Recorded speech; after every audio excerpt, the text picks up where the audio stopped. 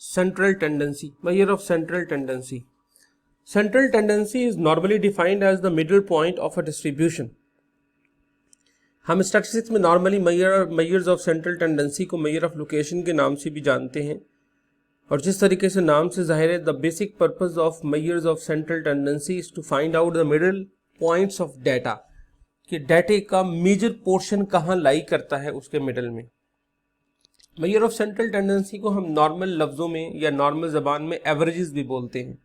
However जब हम statistics की स्पेसिफिक साइंस की बात करेंगे तो एवरेजेस या मेजर ऑफ सेंट्रल टेंडेंसी की मुख्तलिफ टाइप्स हैं।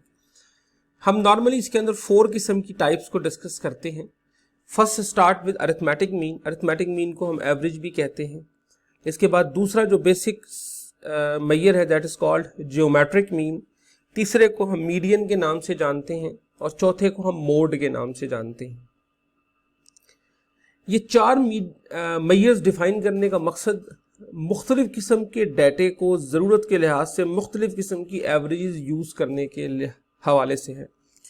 मिसाल के तौर पर मैं अगर सबसे पहले अरिथमेटिक मीन की बात करूं, तो अरिथमेटिक मीन को मालूम करना बड़ा सिंपल सा काम है कि हम सारी वैल्यूज़ को जमा करते हैं और उसको divided by number of values कर लेते हैं।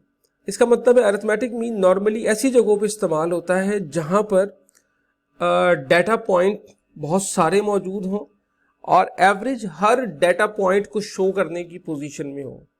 ठीक है, यानी कि इसकी आप एक बड़ी नॉर्मल सी एग्जांपल अगर ले लें कि अगर हम ये कहें कि एक नॉर्मल टीनेजर एक दिन में कितनी रोटियां खाता है, तो मैं अगर 100 लोगों से पूछूंगा तो किसी का जवाब होगा एक दिन में वो 4 खा लेते हैं, किसी का जवाब होगा 5 खा लेते हैं, किसी का जवाब होगा 6 खा लेते हैं।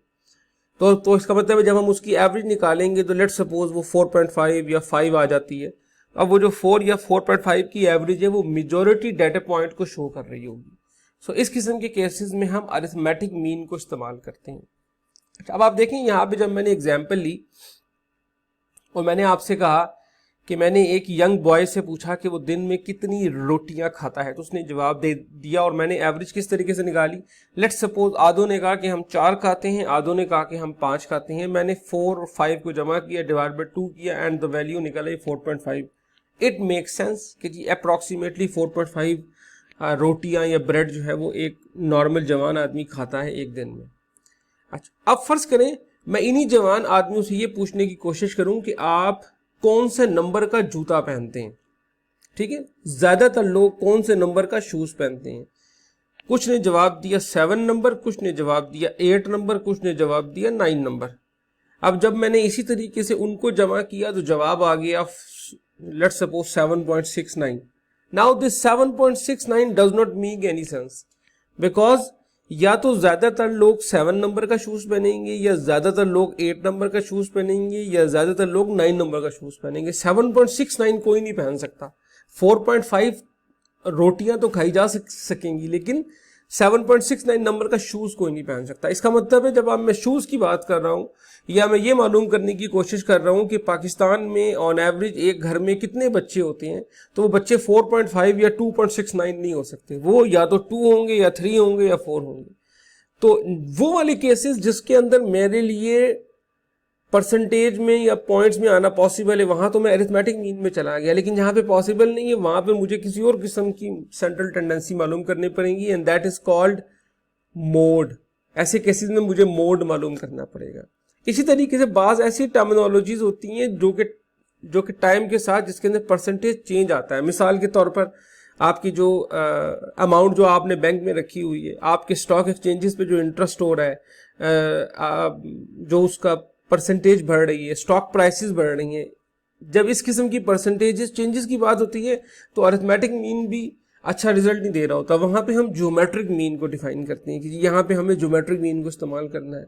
और मीडियन नॉर्मली हम ऐसे केसेस में इस्तेमाल करते हैं जिस केसेस में हम ये जानना चाह रहे हो कि कौन सा डाटा मिडिल में एग्जिस्ट करता है, यानी कि जहां से आप उस डाटे को 2 हिस्सों में ब्रेक कर सकें, आधा ऊपर और आधा नीचे। इन दैट केसेस हम मीडियन इस्तेमाल करते हैं।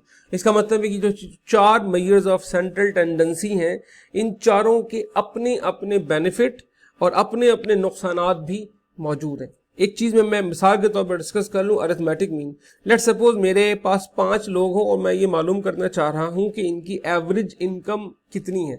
एक मुझे कहता है मेरी इनकम 10,000 है, दूसरा कहता है 12,000 है, तीसरा कहता है 11,000 है, चौथा कहता है 15,000 है, और फिफ्थ बंदा जो है वो ना मुझे कहता है जी मेरी इनकम 2 लाख रुपए है।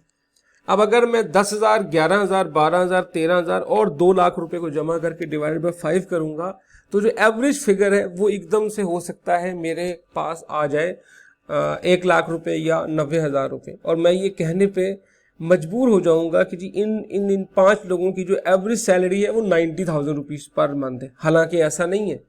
हुआ ये कि एक फिगर जो 2 लाख रुपए की थी उसने एवरेज को अपनी तरफ खींच लिया।